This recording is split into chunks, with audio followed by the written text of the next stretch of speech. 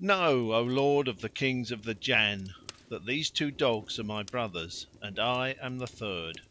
Now when our father died and left us a capital of 3000 gold pieces, I opened a shop with my share and bought and sold therein, and in like guise did my two brothers, each setting up a shop.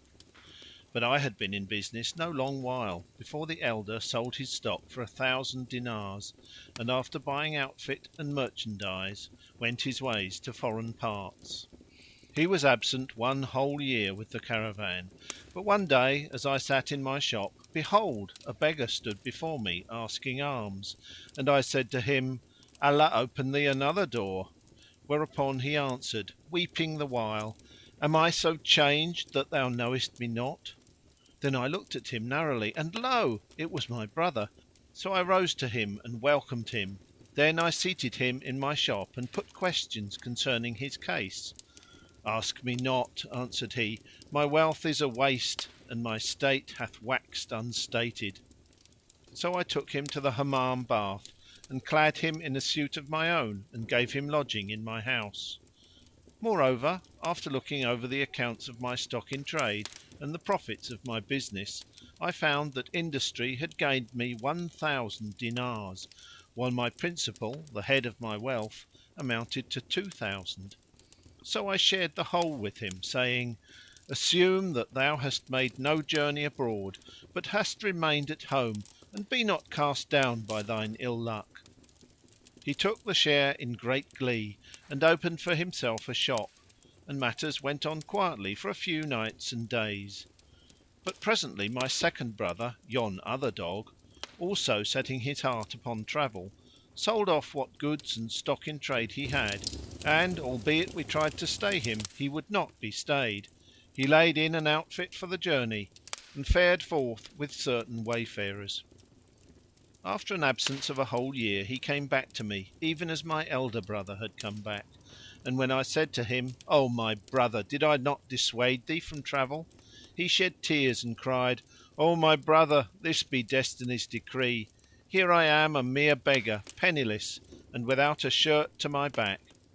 So I led him to the bath, O Jinni, and clothing him in new clothes of my own wear, I went with him to my shop and served him with meat and drink.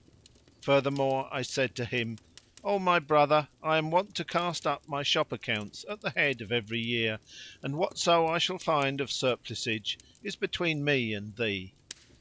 So I proceeded, O Ifrit, to strike a balance, and finding 2000 dinars of profit, I returned praises to the Creator, be He extolled and exalted, and made over one half to my brother, keeping the other to myself. Thereupon he busied himself with opening a shop, and on this wise we abode many days. After a time my brothers began pressing me to travel with them, but I refused, saying, "What gained ye by travel voyage that I should gain thereby?" As I would not give ear to them, we went back each to his own shop, where we bought and sold as before. They kept urging me to travel for a whole 12 month, but I refused to do so till full 6 years were past and gone, when I consented with these words, "O my brothers, here am I, your companion of travel. Now let me see what monies you have by you." I found, however, that they had not a doit, having squandered their substance in high diet and drinking and carnal delights.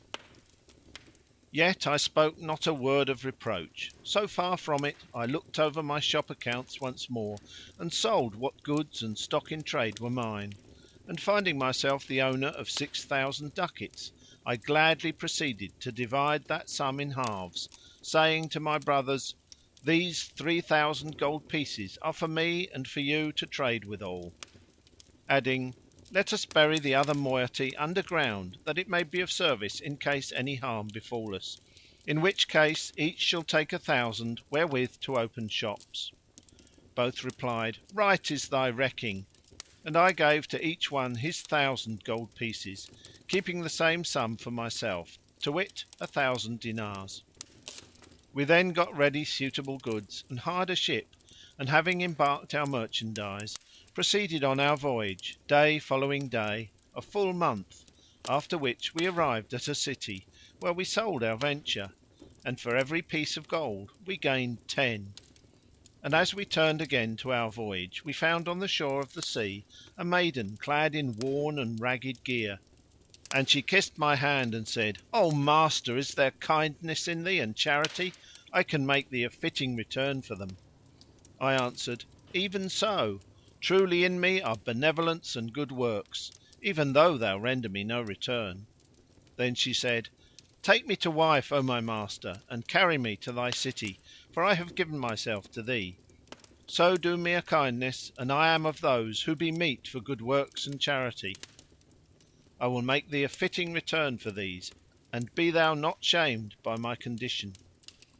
When I heard her words, my heart yearned towards her, in such sort as willed it Allah (be He extolled and exalted!), and took her and clothed her, and made ready for her a fair resting place in the vessel, and honourably entreated her. So we voyaged on, and my heart became attached to her with exceeding attachment, and I was separated from her neither night nor day, and I paid more regard to her than to my brothers. Then they were estranged from me, and waxed jealous of my wealth and the quantity of merchandise I had, and their eyes were opened covetously upon all my property. So they took counsel to murder me and seize my wealth, saying, "Let us slay our brother, and all his monies will be ours." And Satan made this deed seem fair in their sight. So when they found me in privacy, and I sleeping by my wife's side, they took us both up and cast us into the sea. My wife awoke startled from her sleep, and forthright becoming an Ifritah, she bore me up and carried me to an island and disappeared for a short time, but she returned in the morning and said, "Here am I, thy faithful slave, who hath made thee due recompense, for I bore thee up in the waters and saved thee from death by command of the Almighty. Know that I am a Jinniyah, and as I saw thee my heart loved thee by will of the Lord, for I am a believer in Allah and in His Apostle, whom Heaven bless and preserve.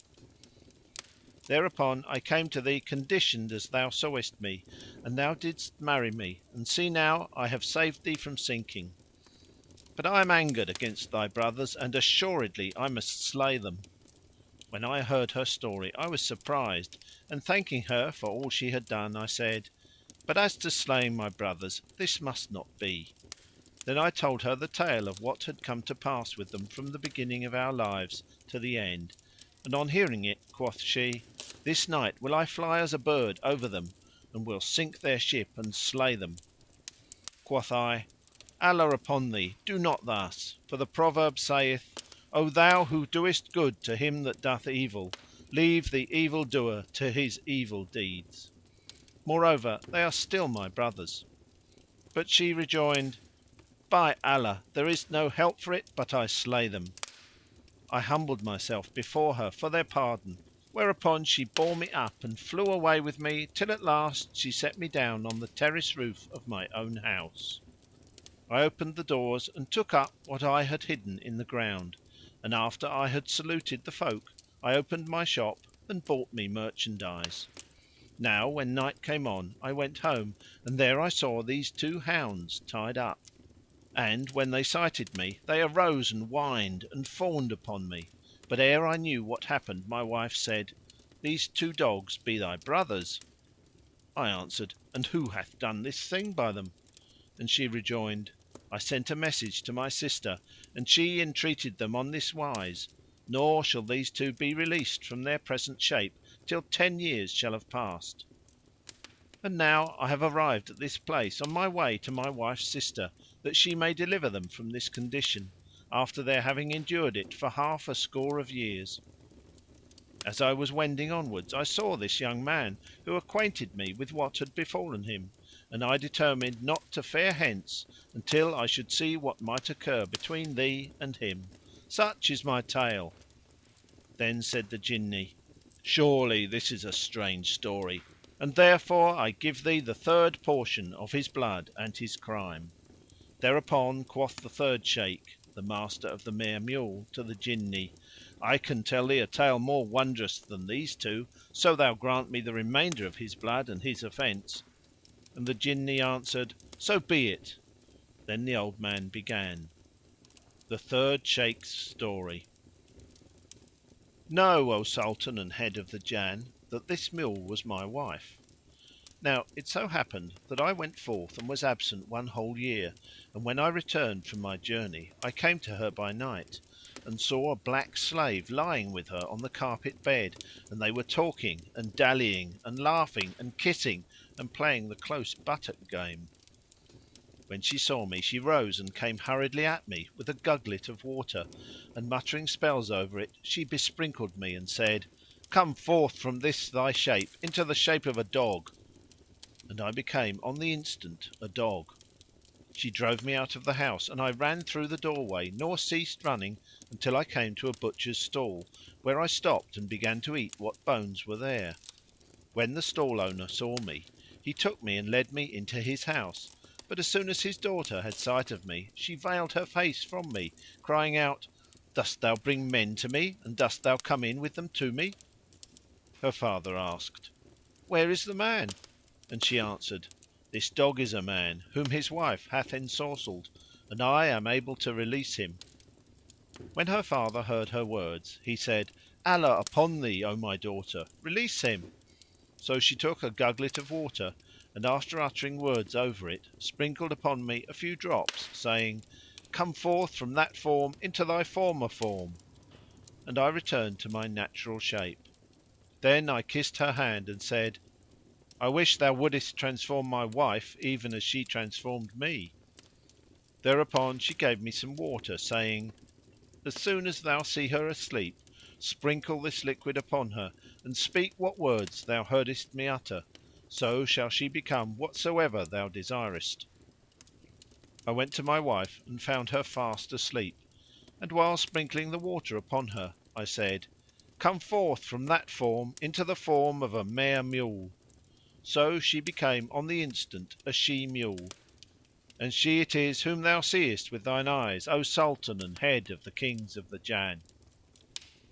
Then the Jinni turned towards her and said, "Is this sooth?"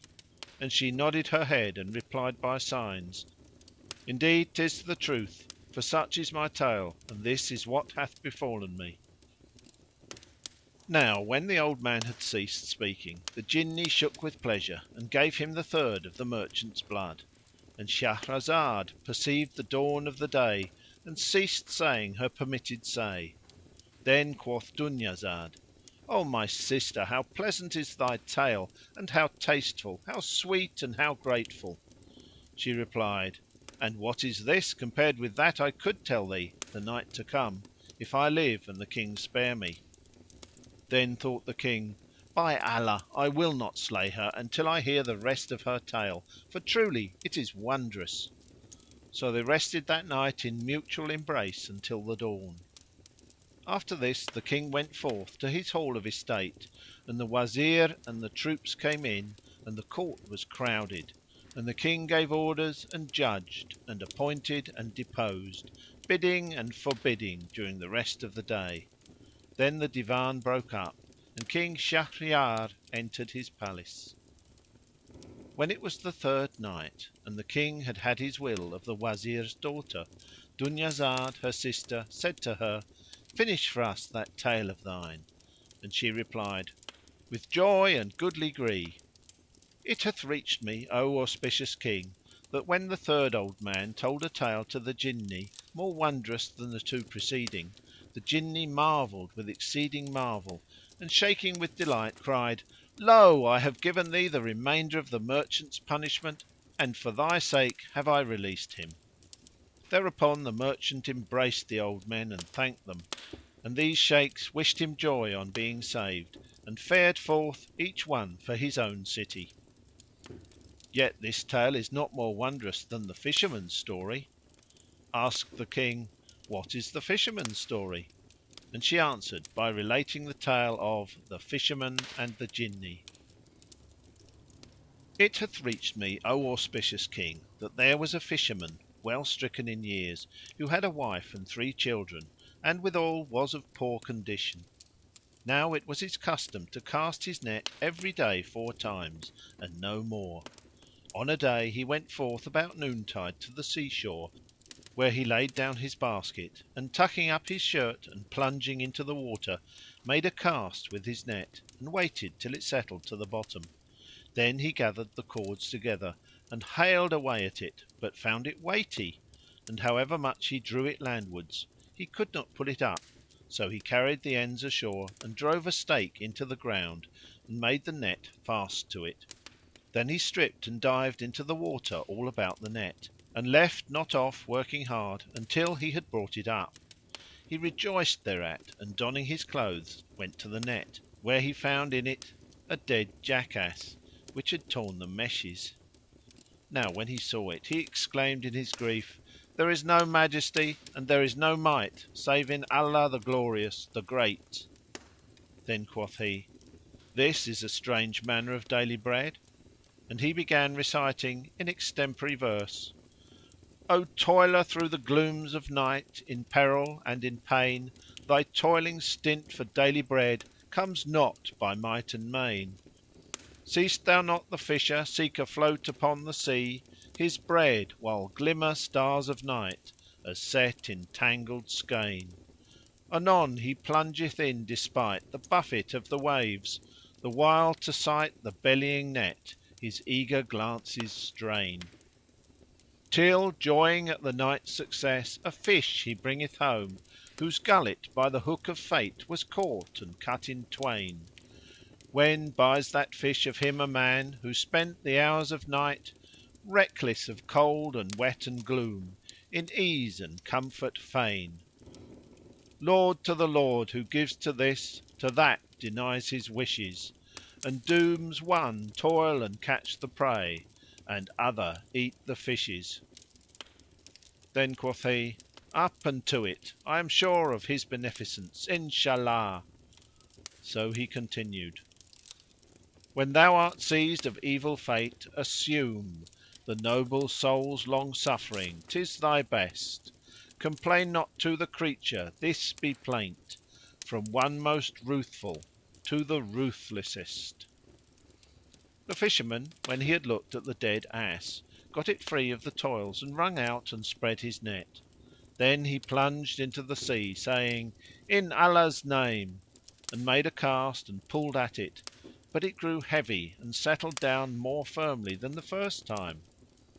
Now he thought that there were fish in it, and he made it fast, and doffing his clothes went into the water, and dived and haled until he drew it up upon dry land.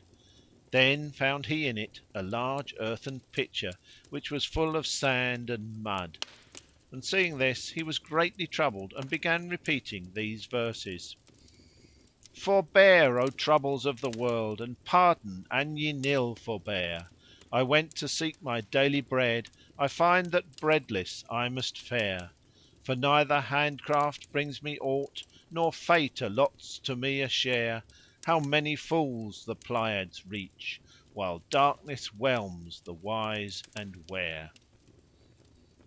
So he prayed pardon of Allah, and throwing away the jar, wrung his net and cleansed it, and returned to the sea the third time to cast his net, and waited till it had sunk. Then he pulled at it and found therein potsherds and broken glass, whereupon he began to speak these verses: He is to thee that daily bread thou canst nor loose nor bind, nor pen nor writ avail thee aught thy daily bread to find. For joy and daily bread are what fate deigneth to allow. This soil is sad and sterile ground, while that makes glad the hind.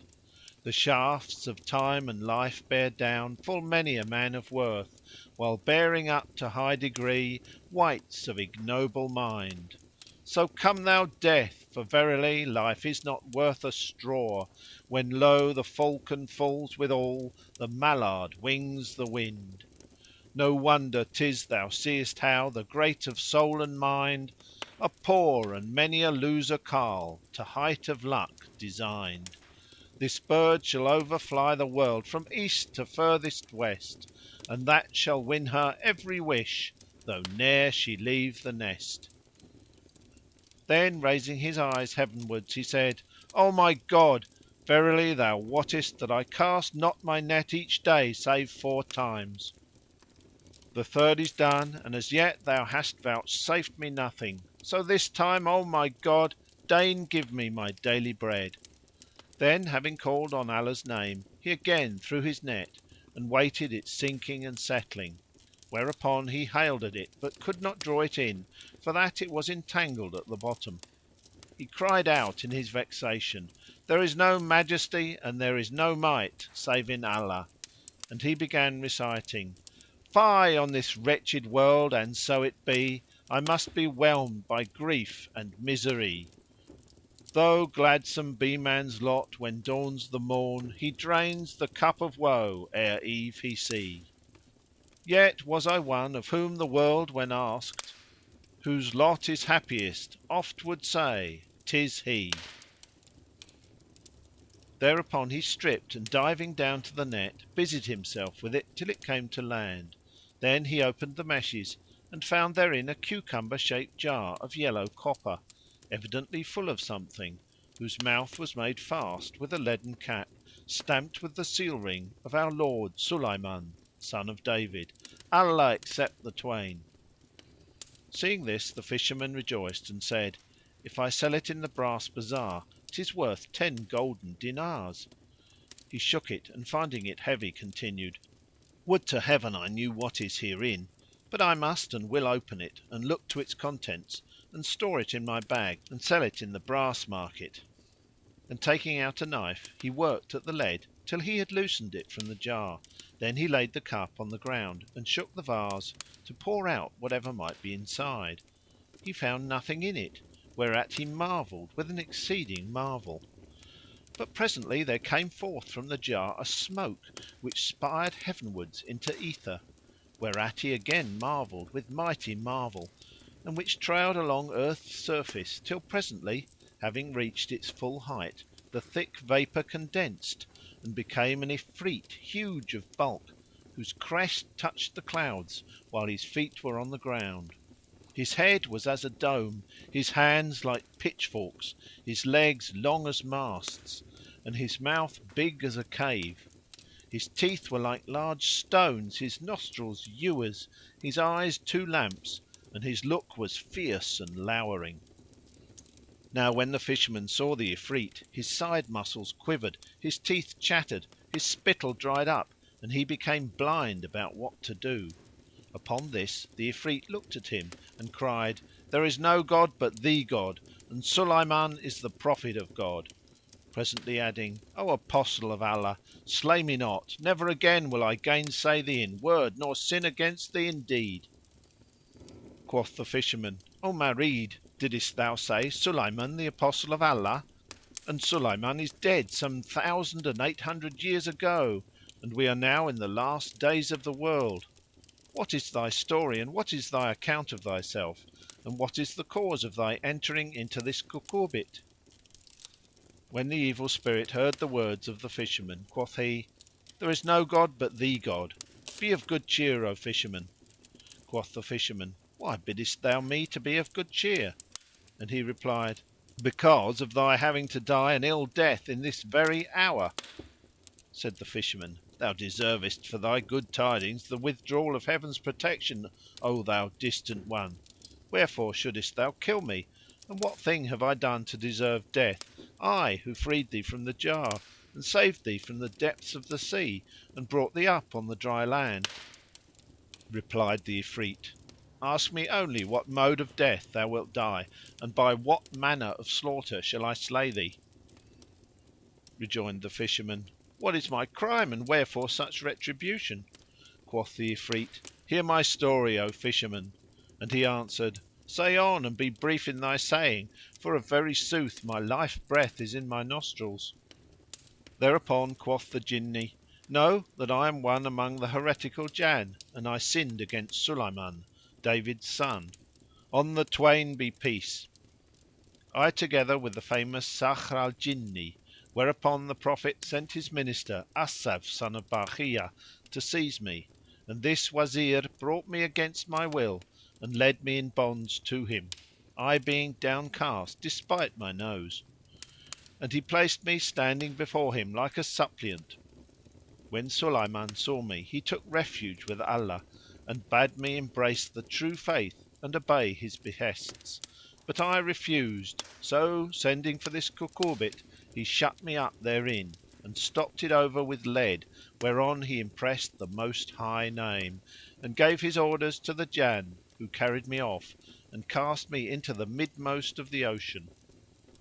There I abode 100 years, during which I said in my heart, whoso shall release me, him will I enrich for ever and ever. But the full century went by, and when no one set me free, I entered upon the second 50, saying, whoso shall release me, for him I will open the hoards of the earth. Still no one set me free, and thus 400 years passed away. Then quoth I, whoso shall release me, for him will I fulfil 3 wishes.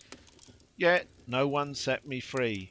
Thereupon I waxed wroth with exceeding wrath, and said to myself, whoso shall release me from this time forth, him will I slay, and I will give him choice of what death he will die.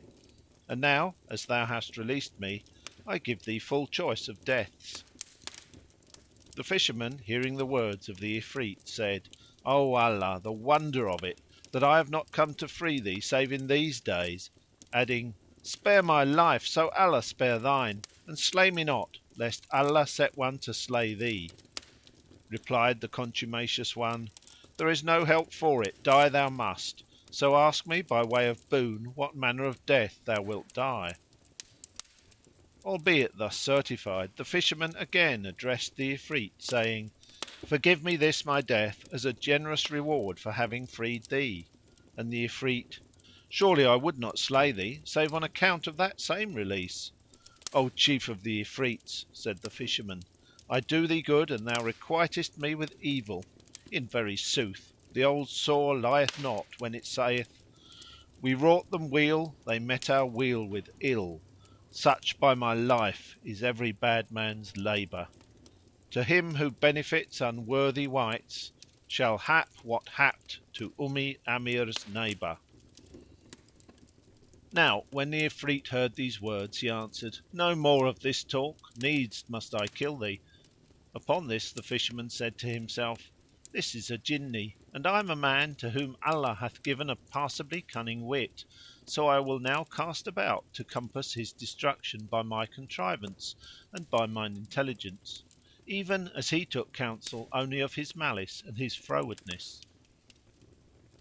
He began by asking the Ifrit, hast thou indeed resolved to kill me?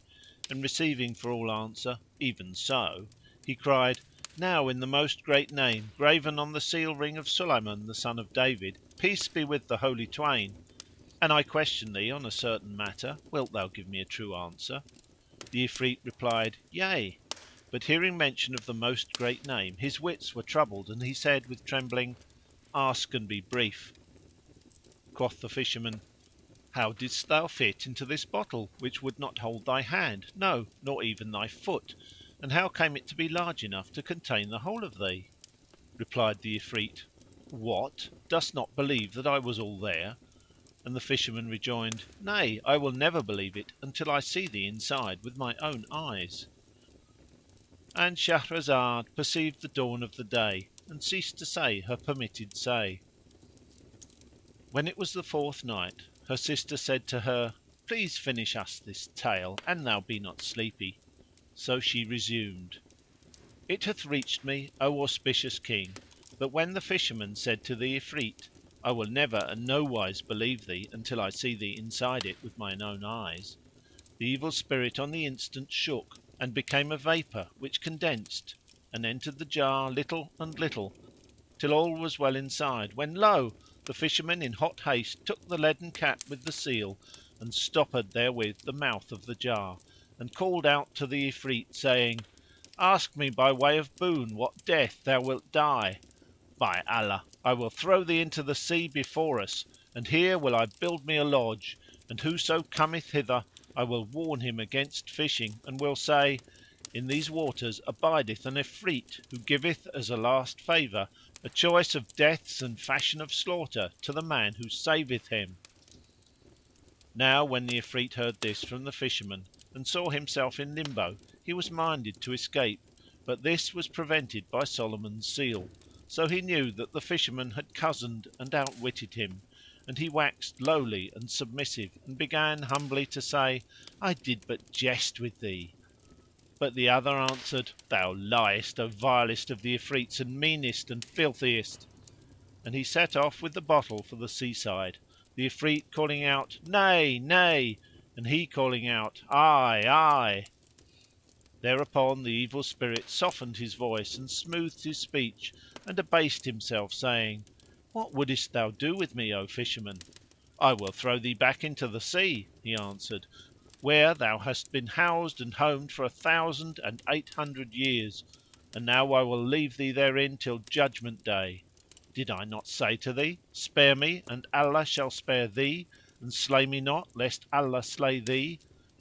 Yet thou spurnedest my supplication, and hadst no intention save to deal ungraciously by me, and Allah hath now thrown thee into my hands, and I am cunninger than thou. Quoth the Ifrit, Open for me, and I may bring thee weal. Quoth the Fisherman, Thou liest, thou accursed! My case with thee is that of the Wazir of King Yunan with the sage Duban. And who was the Wazir of King Yunan, and who was the sage Duban? And what was the story about them? Quoth the Ifrit.